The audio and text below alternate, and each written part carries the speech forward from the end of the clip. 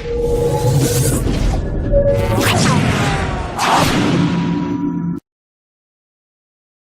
everybody, this is Dennis Wilborn, the Active Trend Trader. Welcome to today's session of On the Radar. This is a live market update. Today is the 15th of April, tax day. Hang around till the end because I'm going to be covering a great investment story that I think that you need to know, that basically shows that we traders, in reality, we oftentimes don't learn a lot from how we trade. And so it's just kind of an interesting perspective I want you to take a look at, because I'm going to be sharing that story with you. And also I'm going to be sharing 4 ways that you can participate in the Bitcoin boom that's going on without having to necessarily own any Bitcoin itself. Because that can be confusing. And if it does, if you are joining us on Instagram, welcome aboard. Glad you're there. There we go. Just went live. So let's go ahead and jump over to today's session. As we said yesterday, basically we were looking at several entities, but our indexes were, at least on the S&P and on the S&P and the NASDAQ, we're showing bearish reversal signals. Now, of course, we, want to take action on that. And so I did, for our premium members, I sent out some notes saying, hey, I'm going to take a particular trade on the Qs. We got into that trade, and basically got kicked right back out of it. Why? Because occasionally the bearish reversal signals on the candlesticks are voided, and we'll show you what I mean when I'm talking about that. As you can see with the S&P, we have again launched out. We had basically a bearish engulfing pattern yesterday, but as soon as we take out the high of the bearish engulfing pattern right there, that basically voids that signal. So what does that tell us? It tells us that, well, okay, it doesn't tell 100% take away the bearishness of the potential position, but it does say, hey, I'm not done going up. And that's exactly what's transpiring here. The other thing that was interesting, as you remember, I highlighted the PSI. We actually had a crossover yesterday, and look what's taken place today. We had a crossover, and now we have basically it's uncrossed. And occasionally that happens, but will how much further up can it go?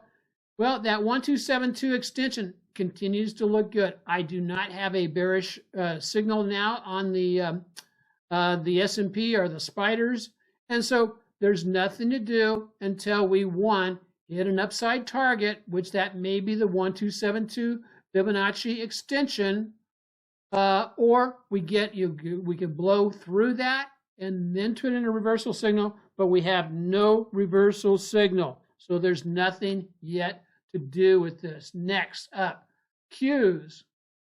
Qs had this is representing the NASDAQ. And here's the way we traded this.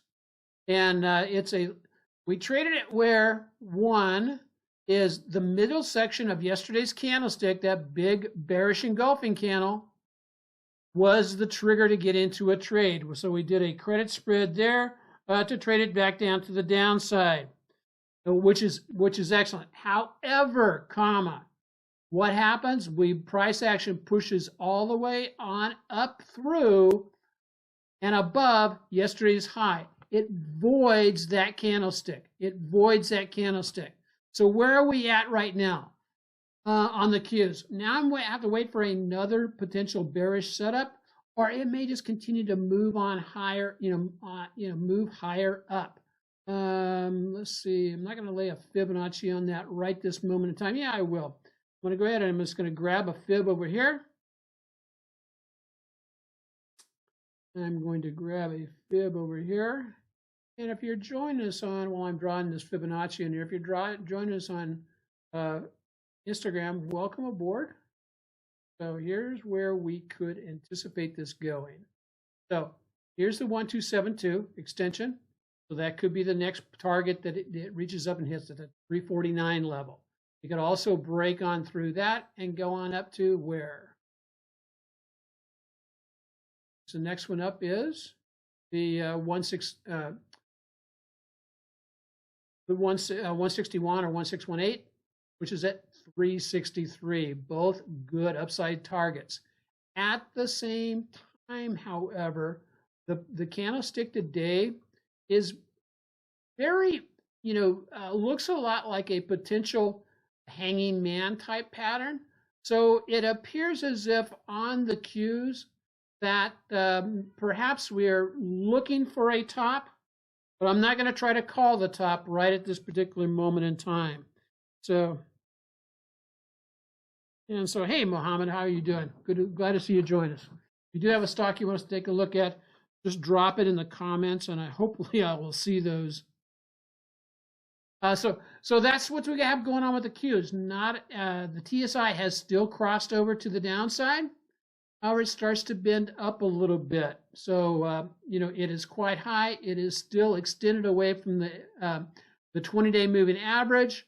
And our anticipation was yesterday that we would break back down and go down and get into the lower Fibonacci level, or the magic Fibonacci box.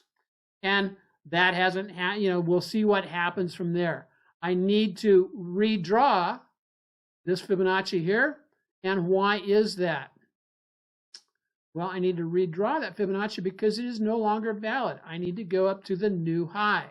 So if I'm going to draw on a Fibonacci, that kind of restarts my clock, if you will. Draw that right back up there. There we go. That gives me my new potential upside or downside. And this is where I start running into, there's my 23% retracement. There's my 38, my 50, and my 618. So now my magic fib box has actually moved up a little bit. But note the 50% retracement coincides approximately with the 34, which is it tends to be a good level of support.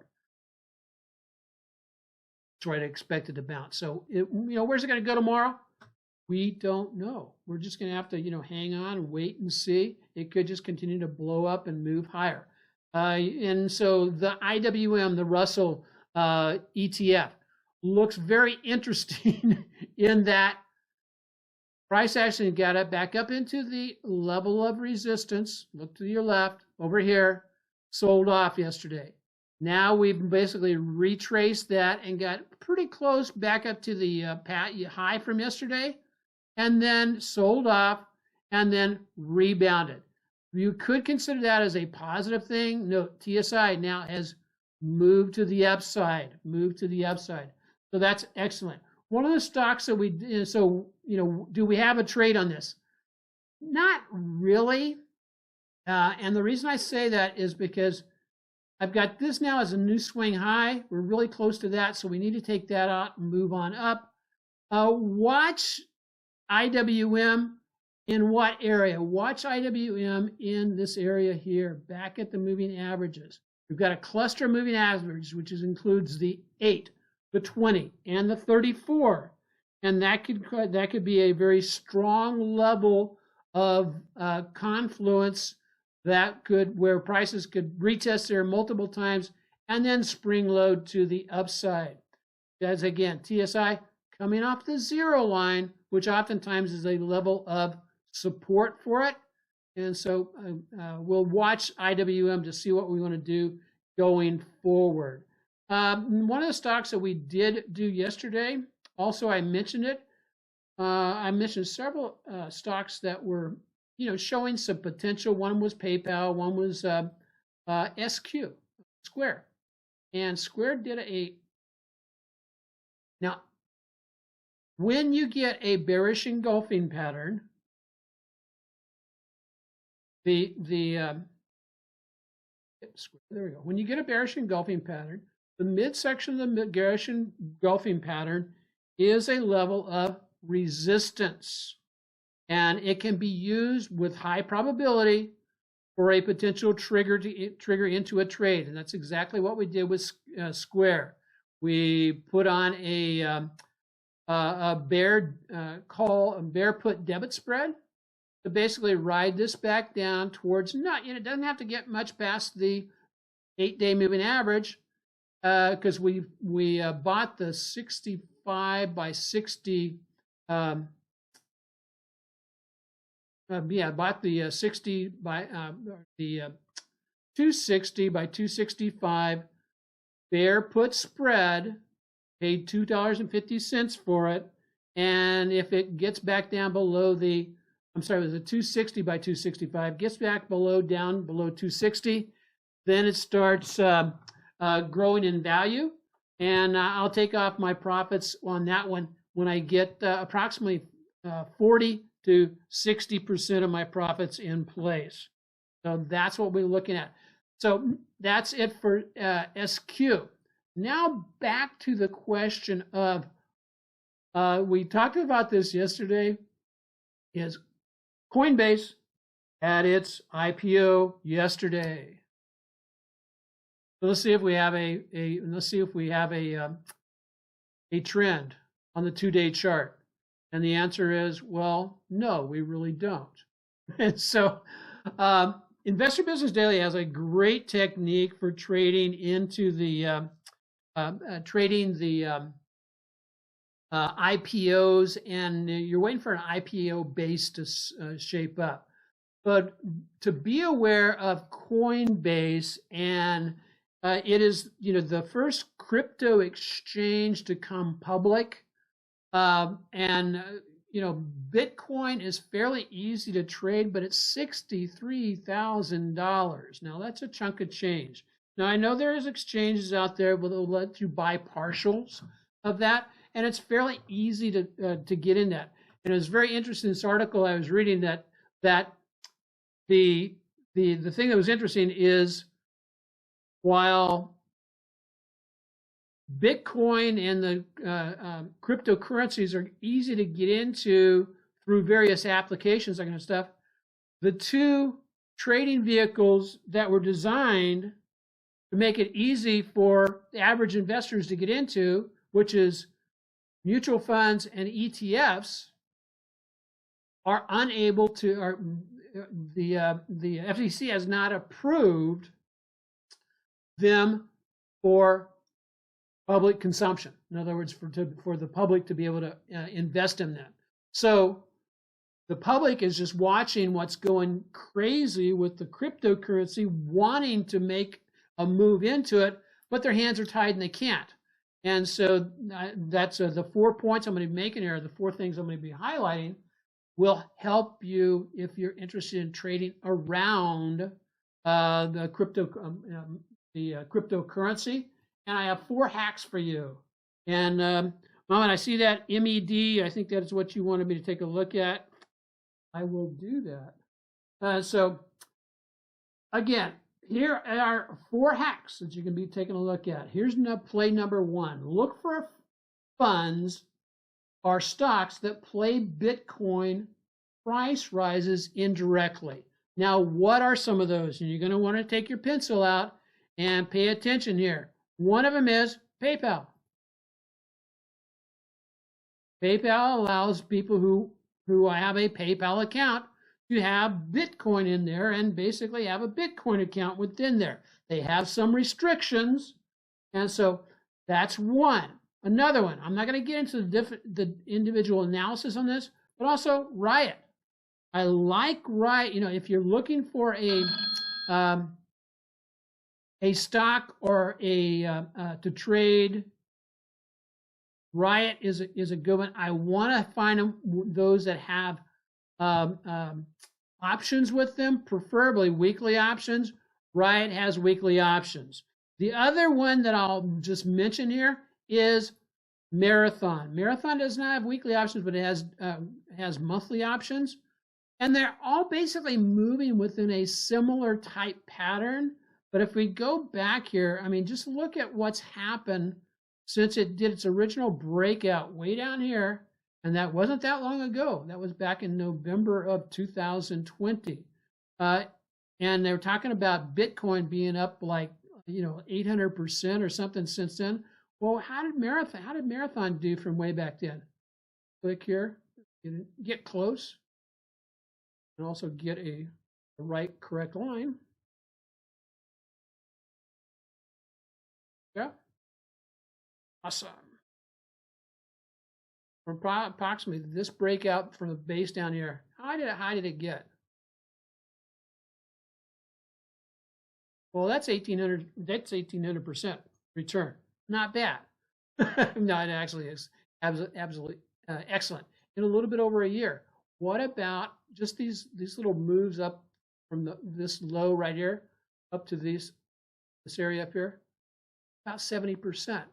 So it is something that that is really worthwhile to keep our eye on, and also look for the setup. So if you're looking for ways to get into the crypto plays or buy the Bitcoin, that's two stocks, and the other one was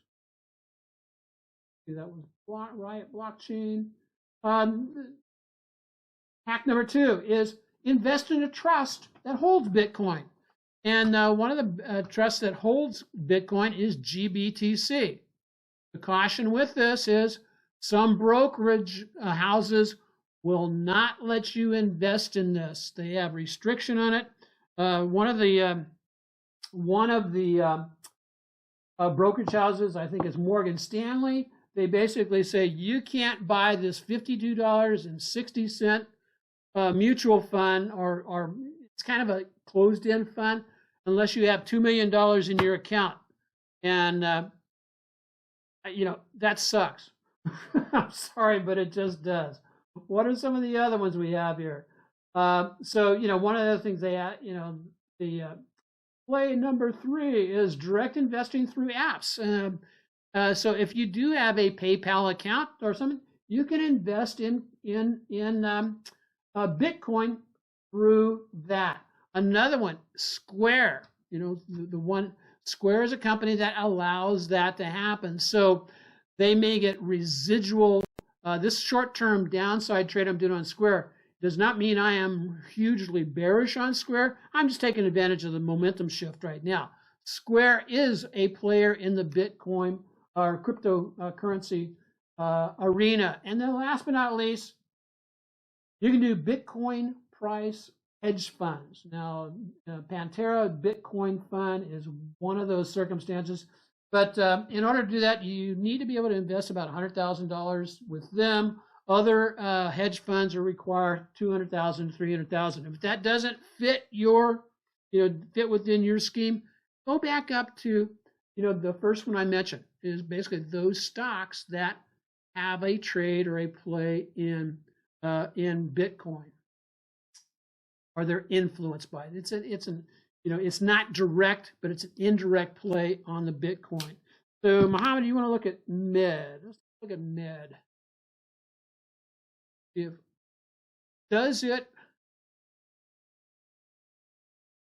So what I do when I really take a look at a chart, I want to start over in the long-term chart. So from a weekly, because the reason why is when I look at this from a daily chart, I'm going, it's coming back out of a move down. But if I look at it on a weekly chart, I'm sitting there going, okay, yeah, I just did a pullback. That's a nice move down. It's having a challenge. Just be aware. What kind of volume does it do? It may not, from my perspective, it may not give me the volume I would need, because I need 500,000 shares. And what's it doing? It is right there, and right there, almost ready to break out of that downtrend line. So that flag line, as you can see right there. And what's it doing today? This one does not meet my criteria for me to be able to want to trade it. I will roll over, and we will look at one thing on this, though. And this is, again, what I do on a regular basis. Pull it up here.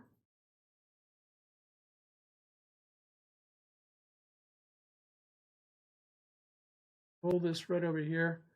And I always want to know what it's doing from a fundamental standpoint. So I hope you can see that. Let's see what its fundamentals look like. MEDFAST.